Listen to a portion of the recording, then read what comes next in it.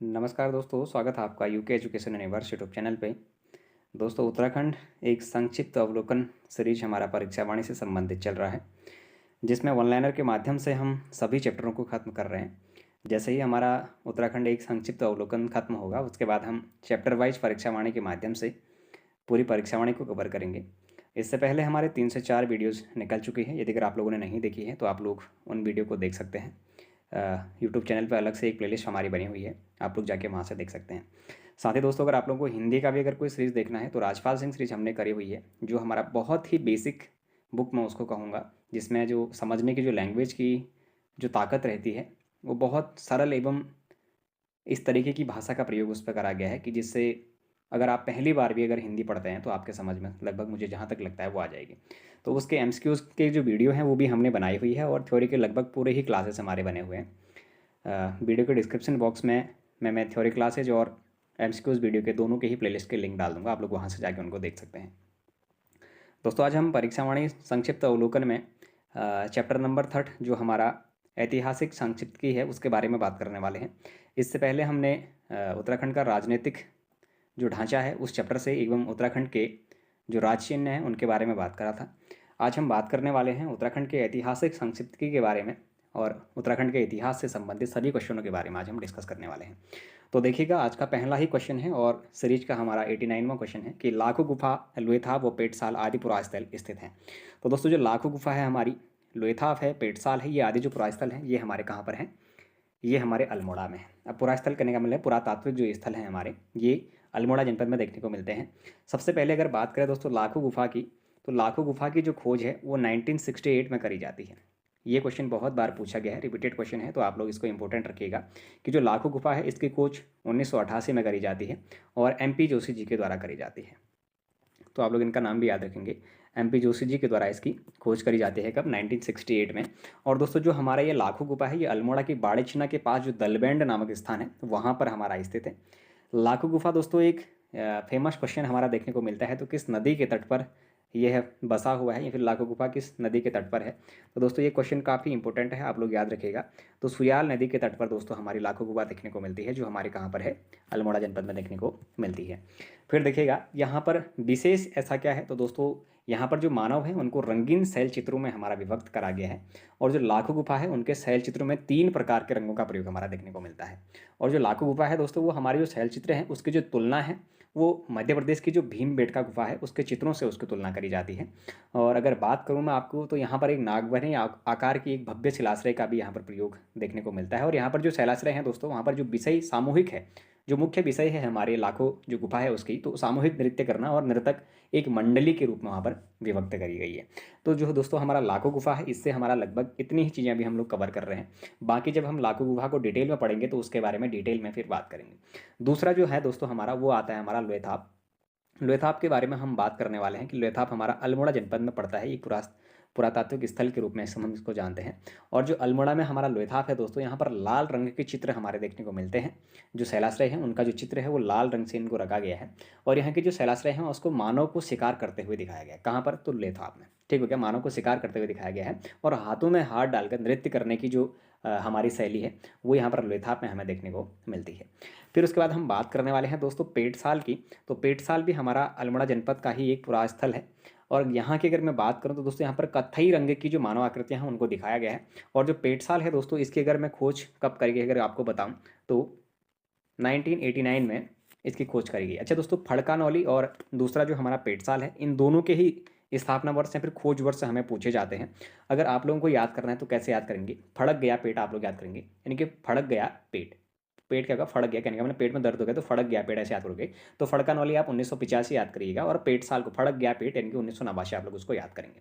तो सबसे पहले तो आप लोगों को ये याद करना है कि जो पेट साल है इसकी जो खोज होती है, यहाँ पर जो शैलाश्रय है इनकी जो खोज होती है वो 1989 के आसपास में करी जाती है। और अगर मैं बात करूं तो दोस्तों फड़कानौली व पेटसाल जो दोनों ही पुरास्थल हैं, इनकी जो खोज करी गई है किसके द्वारा करी गई? अधिकतर बार पूछा जाने वाला क्वेश्चन है। तो दोस्तों ये डॉक्टर यशोधर मठपाल जी के द्वारा इनकी खोज करी जाती है। अच्छा दोस्तों, अगर मैं बात करूँ फड़कानौली या फिर पेटसाल की, तो दोनों दोनों ही जो ये हमारे पुरास्थल हैं, ये फिर अगर बात करें दोनों ही जो ये स्थल हैं तो ये भी हमारे सुयाल नदी के प्रवाह क्षेत्र की स्थिति के आसपास ही में स्थित हैं। और फड़कन वाली में दोस्तों 3 शैलाश्रय देखने को मिलते हैं। जो फड़कन वाली है हमारी, यहाँ पर 3 शैलाश्रय देखने को मिलते हैं। और अल्मोड़ा के जो कालामाटी और जो हमारा मल्ला पैनाली नामक स्थान है, वहाँ पर भी प्रागैतिहासिक कालीन शैलचित्र मिले हैं, जो भी इसी के लगभग आसपास देखने को मिलते हैं। अच्छा दोस्तों, इसके साथ साथ ही मैं आप लोगों को एक और चीज़ बता देना चाहता हूँ, जो अल्मोड़ा जनपद से थोड़ा सा आप लोगों के लिए इंपॉर्टेंट है, लेकिन मैंने इसमें लिखा नहीं है, तो आप लोग देखिएगा। एक हमारा है दोस्तों फल सीमा। एक हमारा क्या है, अल्मोड़ा में ही हमारा फल सीमा है। तो ये भी काफ़ी बार एग्जाम में इससे पहले पूछा जा चुका है। तो फल सीमा हमारे लिए क्यों फेमस है, क्यों मैं इसकी बात करने वाला हूँ, क्यों चर्चा कर रहा हूँ, बीच में ही इस टॉपिक को क्यों ला रहा हूँ। तो दोस्तों, अल्मोड़ा जिले में जो स्थित हमारी फल सीमा नामक जो स्थान है ना, यहाँ पर योग मुद्रा में मानव के चित्र मिले हुए हैं। तो क्वेश्चन आप लोगों से पूछता है कि किस जगह से मानव की योग मुद्रा में अवस्थित चित्र मिले हुए हैं। तो आप लोग फल सीमा करेंगे, लेकिन फल सीमा है कहाँ पर, तो अल्मोड़ा में है। और फल सीमा में दोस्तों 2 चट्टानें हैं, जिन पर 2 कप मार्क्स हमारे अभी तक देखने को मिले हैं। तो इतना अभी तक आपके लिए इस क्वेश्चन से इंपॉर्टेंट था, यानी कि एक क्वेश्चन में हमने लगभग 3 से 4 टॉपिक अभी तक के क्लियर कर लिए। उसके बाद की अगर मैं बात करूँगा दोस्तों, तो दूसरा जो हमारा क्वेश्चन बनने वाला है, तो वो है हमारा गोरखिया गुफा। अब हम बात करने वाले हैं गोरखिया गुफा के बारे में। और गोरखिया गुफा किमनी गांव, मलारी गांव आदि पुरास्थल कहाँ पर हैं, आप लोगों से क्वेश्चन पूछा जाता है। तो दोस्तों, ये सभी ही जो हमारे पुरास्थल हैं, ये हमारे चमोली जनपद में देखने को मिलते हैं। ठीक हो गया, गोरखिया गुफा हो गया, किमनी हो गया, और हमारी जो मलारी गांव है, ये जो हमारे हैं, ये सभी ही हमारे कहाँ पर देखने को मिलते हैं, तो चमोली जनपद में देखने को मिलते हैं। सबसे पहले हम गोरखिया गुफा पर आएंगे। तो दोस्तों, गोरखिया गुफा जो है ये कहाँ पर है, तो दोस्तों ये चमोली जनपद में है हमारी। और चमोली जनपद में अगर आपको फिक्स लोकेशन पूछता है, तो आपके डुंगरी ग्राम में है। अच्छा, डुंगरी ग्राम में है, तो जो हमारी गोरखिया गुफा है वो किस नदी के तट पर है, आप लोगों से क्वेश्चन पूछा जाता है। तो दोस्तों, आप लोग आंसर करेंगे अलकनंदा नदी के तट पर। कहाँ पर, तो अलकनंदा नदी के तट पर हमारी क्या देखने को मिलती है, जो ये ग्वारखिया गुफा है, इसे देखने को मिलती है। और अगर मैं बात करूँ तो दोस्तों, यहाँ पर जो ग्वारखिया गुफा है, यहाँ पर विशेष जो आपको देखने को मिलता है, तो यहाँ पर जो मानव है, भेड़ है, बारहसिंगा है, यानी कि टोटल जो हमारे देखने को मिलते हैं, तो 41 रंगीन चित्र देखने को मिलते हैं।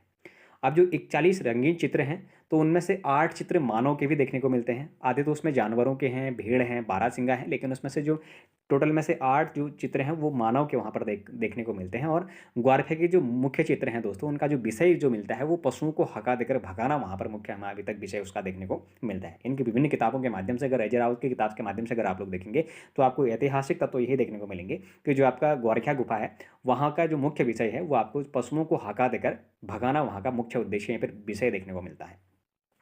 अगर बात करेंगे दोस्तों, जो हमारा ग्वारखिया गुफा है, इसकी खोज हमारी कब होती है, तो दोस्तों इसकी जो खोज है वो 1956 ईस्वी में हमारी देखने को मिलती है। अच्छा दोस्तों, 1956 में तो होती है, लेकिन इसकी जो खोज है वो किसके द्वारा करी जाती है, तो दोस्तों जो हमारे प्रोफेसर राकेश भट्ट जी हैं, उनको इसके खोज करने का श्रेय हमारा देखने को मिलता है। तो ये क्वेश्चन भी आपके लिए काफ़ी इंपॉर्टेंट रहेगा, जो ग्वारखिया गुफा से लगभग देखने को मिलता है। और आप लोगों से कभी कभी ऐसे क्वेश्चन पूछ लिए जाते हैं कि सर्वाधिक रंगीन चित्रों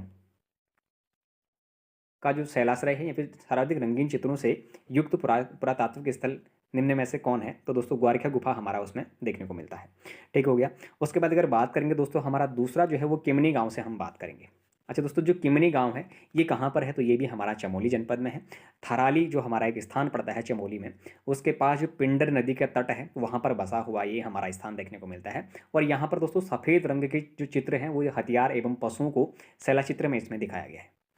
तो किमनी गांव भी आपके लिए इंपॉर्टेंट रहेगा, जो हम आपका कहाँ पर है, ये भी आपका चमोली जनपद में है।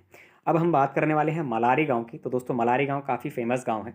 यहाँ पर दोस्तों गढ़वाल विश्वविद्यालय ने 2001 तथा 1983 में मलारी गांव का एक सर्वेक्षण किया था, और यहाँ पर पशुओं का पूर्ण कंकाल मिला, जिसकी पहचान हिमालयी पशु जीबू से करी गई थी। अच्छा दोस्तों, जीबू क्या होता है, हिमाचल प्रदेश में अधिकतर ये अभी तक भी देखने को मिलती है। जीबू गाय की तरह हमारी एक पशु होती है, तो उसके बहुत से कंगाल यहाँ पर देखने को मिलती है। कह रहा जो किसने करी थी, यहाँ पर खोज जो करा था, वो गढ़वाल विश्वविद्यालय के द्वारा 2001 और 1983 से यहाँ पर करी जा रही है।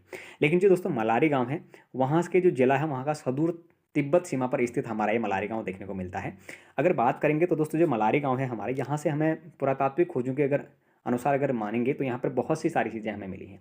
यहाँ से जैसे हमें क्या मिला है, तो एक 5.2 kg का हमें क्या मिला है, यहाँ से एक सोने का मुखावरण मिला है, यानी सोने का मुखौटा मिला है, जो काफ़ी बार एग्जाम में पूछा जाता है कि किस पुरास्थल से सोने का मुखौटा मिला है, या फिर 5.2 kg का सोने का मुखौटा मिला। तो दोस्तों मलारी गांव आप लोग आंसर करेंगे। ये काफ़ी इंपॉर्टेंट क्वेश्चन आप लोग के लिए रहता है, मैं फिर से कह रहा हूँ।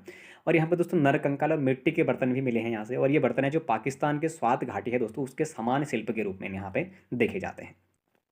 अगर मैं बात करूं तो दोस्तों जो शिव प्रसाद डबराल जी हैं उन्होंने 1956 में यहाँ पर समाधानों की खोज करी थी। अच्छा दोस्तों, जो हमारा क्या है मलारी गांव है, यहाँ पर समाधानों की खोज किसके द्वारा करी गई तो आप लोग याद रखेंगे शिव प्रसाद डबराल जी ने करी थी। अच्छा कब करी तो 1956 में करी थी, ये आप लोग डेट भी याद रखेंगे। ठीक हो गया। उसके बाद अगर बात करेंगे तो दोस्तों जो राहुल सांकृत्यायन जी हैं हमारे, उन्होंने इन समाधानों को खस जाति का बताया, लेकिन जो समाधान मिले यहाँ पर तो जो समाधान मिले तो उन समाधानों को जो किसके हैं अगर करके पुष्टि करेगी तो राहुल सांकृत्य जी के द्वारा ये खस जाति के बताए गए। लेकिन अगर बात करेंगे तो दोस्तों यहाँ पर काले एवं धूसर रंग के चित्रित जो मृतभांड हैं वो हमारे मलारी गांव से देखने को अभी तक मिलते हैं। ठीक हो गया। अच्छा उसके बाद हम बात करने वाले हैं दोस्तों नेक्स्ट क्वेश्चन पे, यानी कि क्वेश्चन नंबर 91 पे, कि राज्य के किस प्रागैतिहासिक स्थल से 5.2 किलो का सोने का मुखौटा मिला। तो दोस्तों क्या आप इस क्वेश्चन को मुझे डिटेल में बताने की आवश्यकता है? बिल्कुल नहीं, आप लोग समझ के होंगे।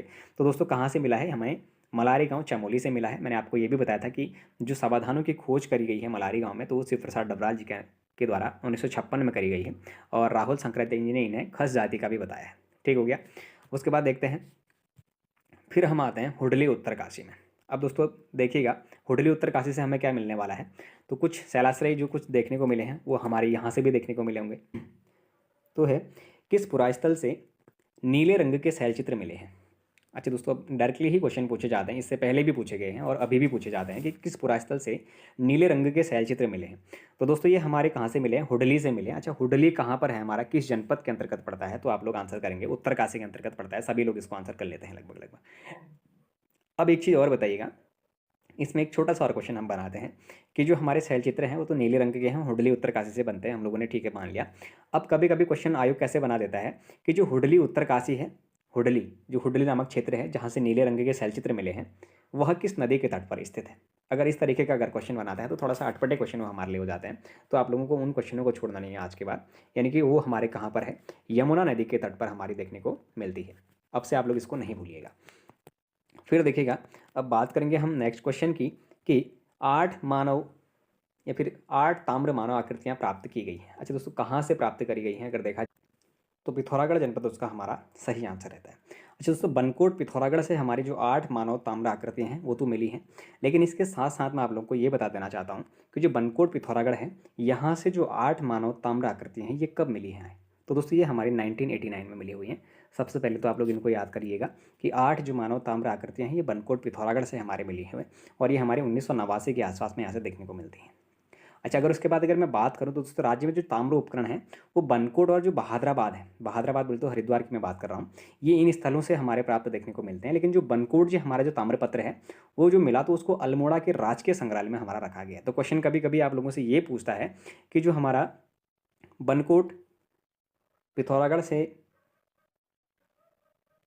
जो ताम्र आकृतियाँ मिली थी या फिर ताम्र आकृतियाँ जो मिली उनको उनको किस संग्रहालय में रखा गया है। क्वेश्चन इस तरीके से आप लोगों से जब पूछा जाता है तो आप लोग ध्यान रखिएगा, जो अल्मोड़ा का राजकीय संग्रहालय है वहाँ पर जो 8 मानव ताम्र आकृतियाँ हैं जो बनकोट पिथौरागढ़ से मिली हैं तो वहाँ पर उनको सुरक्षित रखा गया है। ठीक हो गया।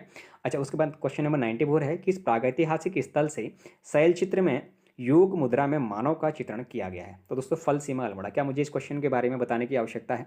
मुझे जहाँ तक लगता है नहीं मिलना चाहिए, लेकिन फिर भी मैं आप लोगों को बता रहा हूँ कि जो हमारी ये जो योग मुद्रा में मानव की जो आकृति हैं जो चित्रण है उनको फल सीमा अल्मोड़ा से हमारा देखने को मिला है, और फल सीमा के पास 2 चट्टान हैं जिन पर 2 कप मार्क्स भी देखने को मिलते हैं। इससे पहले मैं आप लोगों को बता चुका हूँ। फिर देखिएगा, अब हम बात करने वाले हैं क्वेश्चन नंबर 95 पे, 14 नर्तकों का सुंदर चित्रण किस शैलचित्र में किया गया है। तो दोस्तों ये हमारे कसार देवी में हमारा देखने को मिलता है, जहाँ पर 14 नर्तकों का एक सुंदर जो चित्रण है वो अभी तक वहीं से देखने को मिला है। और वैदिक काल में उत्तराखंड को त्रिशुजन के रूप में भी जाना जाता था। तो जो हमारी 14 नर्तकें थी उनका जो सुंदर चित्रण है वो हमारे कसार देवी से अभी तक भी देखने को मिलता है। तो ये क्वेश्चन आप लोगों के लिए थोड़ा सा इंपॉर्टेंट है, जरूर ध्यान रखिएगा। उत्तराखंड में आद्य इतिहास के स्रोत का प्रमुख है। अच्छा दोस्तों अगर बात करेंगे तो उत्तराखंड में जो आद्य इतिहास है उसका जो प्रमुख स्रोत साहित्य अगर देखा जाए या फिर प्रमुख स्रोत अगर देखें तो हमारा पौराणिक ग्रंथ जो हमारे देखने को मिलते हैं उन्हीं से हमें इन चीज़ों की नॉलेज देखने को मिलती है।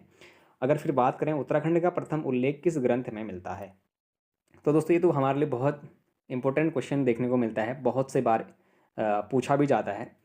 अगर बात करेंगे तो दोस्तों उत्तराखंड का जो प्रथम उल्लेख है जो धार्मिक ग्रंथ जिसकी अगर हम बात कर रहे हैं तो ऋग्वेद से हमें देखने को मिलता है। और ऋग्वेद में उत्तराखंड के लिए क्या कहा गया है? तो दोस्तों ऋग्वेद में उत्तराखंड के लिए हमारा देवभूमि या फिर मनुष्यों की भूमि के रूप में इसको प्रदर्शित करा गया। अगर साथ ही साथ देखा जाए तो दोस्तों ऋग्वेद जो क्षेत्र है उसमें देवभूमि के साथ साथ मनुष्यों की पूर्ण भूमि के रूप में भी इसको देखने को मिलता है। अगर वहीं बात करेंगे नेक्स्ट क्वेश्चन की, तो किस ग्रंथ में उत्तराखंड के लिए उत्तर कुरु शब्द का प्रयोग किया गया है?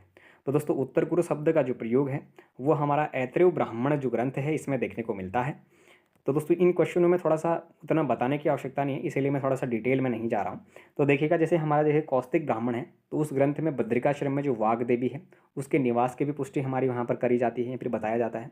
तो उसी तरीके से जो हमारा किस ग्रंथ में उत्तराखंड के लिए उत्तर कुरु शब्द का अगर प्रयोग किया गया है, क्वेश्चन जब पूछा जाता है, इससे पहले बहुत बार रिपीटेड क्वेश्चन है, तो ऐत्रेय ब्राह्मण ग्रंथ में हमारा उत्तराखंड के लिए उत्तर कुरु शब्द का प्रयोग देखने को मिलता है। अच्छा, उसके बाद हम बात करने वाले हैं कि स्कंद पुराण में उत्तराखंड की सर्वाधिक चर्चा की गई है, इस क्षेत्र को क्या कहा जाता था? अच्छा दोस्तों, स्कंद पुराण में इसको क्या कहा जा रहा है हमारा? तो स्कंद पुराण में अगर देखा जाए तो उत्तराखंड की जो चर्चा है इसको मानस खंड और केदार खंड के रूप में इसको विभाजित करा जाता है। अच्छा दोस्तों, जो हमारे अगर स्कंद पुराण में देखें तो 5 हिमालयी खंडों का वर्णन देखने को मिलता है। कौन कौन से खंड अगर देखें तो दोस्तों एक तो हमारा स्कंद पुराण में नेपाल हिमालय देखते हैं, दूसरा हम केदार खंड देखते हैं, तीसरा हम मानस खंड देखते हैं, चौथा हम कश्मीर और पांचवा हम क्या देखते हैं? जालंधर देखते हैं। कुल मिला के कितने खंड देखने को मिलते हैं कह रहा है स्कंद पुराण में? 5 हिमालयी खंडों में विभक्त किया जाता है कह रहा है। अगर देखा जाए तो दोस्तों माया क्षेत्र से हिमालय तक के जो विस्तृत क्षेत्र है उसको हम केदार खंड के रूप में तब प्रयोग करते थे, और नंदा देवी पर्वत से लेके जो हमारा कालगिरी तक का जो क्षेत्र है उसको हम मानस खंड के रूप में प्रयोग करते थे। अच्छा, अगर बात करेंगे दोस्तों केदार खंड की, तो केदार खंड गढ़वाल क्षेत्र को और मानस खंड हमारा कुमाऊं क्षेत्र को भी उस समय के लिए कहा जाता था। अगर बात करेंगे पुराणों में केदारखंड व मानसखंड के संयुक्त क्षेत्र को अगर हमारा क्या कहा जाता था, तो ये क्वेश्चन थोड़ा सा आप लोगों के लिए इंपॉर्टेंट हो जाएगा। तो उसको दोस्तों हमारा यहाँ तो खसदेश उत्तराखंड के रूप में भी प्रयोग किया गया था। और वहीं अगर बात करेंगे तो इसी चीज़ को अगर हमारा जब बौद्ध साहित्य में पाली भाषा का जब उत्तराखंड में उल्लेख होता है तो वहाँ पर हिमवंत शब्द का प्रयोग इसके लिए करा जाता है। तो आप लोगों के लिए जो मेन क्वेश्चन ये था हमारा 100वां, यानी कि स्कंद पुराण में उत्तराखंड की सर्वाधिक चर्चा करी गई है, जिसमें उत्तराखंड के क्षेत्र को क्या कहा जाता था? तो दोस्तों मानस खंड और केदार खंड के रूप में आप लोग याद रखेंगे। मानस खंड आप कुमाऊं के लिए याद रखिएगा कि जो हमारा मानस खंड है ये किस किस रीजन के लिए अगर इसका प्रयोग किया जाता था तो उसके कुमाऊं के लिए, और जो केदार खंड है आपका इसको आप गढ़वाल के लिए याद रखेंगे। ये थोड़ा सा इंपॉर्टेंट है। अच्छा, अगर क्षेत्र देखना चाहेंगे कहाँ से कहाँ तक का है, तो इतना आप लोग याद रखिएगा, जो माया क्षेत्र हरिद्वार से हिमालय तक के जो विस्तृत क्षेत्र है उसको हम केदार खंड कह रहे थे, और नंदा देवी पर्वत से जो हमारा कालगिरी तक का जो क्षेत्र है उसको हम मानस खंड कह रहे थे। टोटल ही संपूर्ण क्षेत्र को हम क्या बोल रहे थे?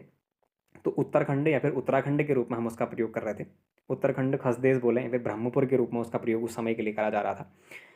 तो ये चीज़ें जो हैं दोस्तों ये थोड़ा सा इंपॉर्टेंट हमारी देखने को मिलती हैं। हम विशेष जो चर्चा है वो 10 से 12 ही क्वेश्चनों में करते हैं, लेकिन डिटेल वाइज करते हैं तो थोड़ा सा उसको देखने में भी मज़ा आता है। तो आप लोगों को भी शायद, मुझे जहाँ तक लगता है कि एक जब क्वेश्चन से हम इतने सारे अगर टॉपिक क्लियर करते हैं तो कहीं ना कहीं आप लोगों का भी जो मनोबल है, जो आप लोगों की पढ़ने की जो चेष्टा है वो थोड़ा सा बढ़ने को देखने को मिलेगी। अभी तक ऐसा अच्छा रिस्पांस हमें उत्तराखंड की सीरीज़ से मिला नहीं है, लेकिन मैं उम्मीद करता हूँ बहुत जल्द आप लोग हमसे जुड़ेंगे, और हम प्रयास ज़रूर करेंगे कि आप लोगों को बेस्ट कंटेंट दे पाएँ। तो दोस्तों अगर आप लोगों को ये सीरीज पसंद आ रही हो तो आप लोग चैनल को जरूर सब्सक्राइब करें, अपने दोस्तों के साथ चैनल को जरूर शेयर करें, बाकी लाइक करें, कमेंट करें और बने रहिएगा UK education universe YouTube channel के साथ। धन्यवाद।